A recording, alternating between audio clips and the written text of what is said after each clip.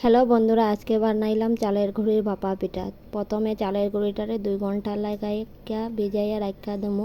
ভিজাইয়া রাখার পর তার মধ্যে দিয়া দেবো 1 বাটি চিনি, স্বাদ অনুযায়ী লবণ আর নারকেল কোরানো। তোমরা চাইলে তার মধ্যে বাদাম, কিশমিশ, চেরি এইসব দিতে পারো, দিলে আরও খেতে ভালো লাগে। কেননা আমার ঘরে নাই, তাই আমি এইসব দেইনি। তোমরা দিয়ে খেয়ে দেখো, ভীষণ ভালো লাগে।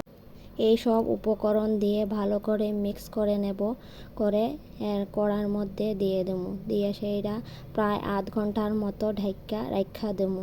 আর সব সময় খেয়াল রাখবে এই পিঠেটা বানানোর জন্য গ্যাসের স্টিমটা কিন্তু একবারে লো রাখতে লাগবে। যদি লো না রাখো তোমরা, তাহলে কিন্তু পিঠেটা পুড়ে যাবে। তারপর দেখো আমি এটা ঢেলে ঢাকা দিয়ে রেখে দিয়েছি প্রায় আধ ঘন্টার জন্য। তারপর ঢাকা খুলে দেখবো আমার পিঠেটা হয়ে গিয়েছে কিনা। তোমরা এরকম বারবার ঢাকা উল্টে দেখবে পিঠেটা হয়েছে কিনা। আমি একটা চাকুর মাধ্যমে দেখলাম পিঠের ভিতরটা শক্ত হয়েছে না নরম হয়েছে। দেখো আমার পিঠেটা প্রায় হয়েই গিয়েছে।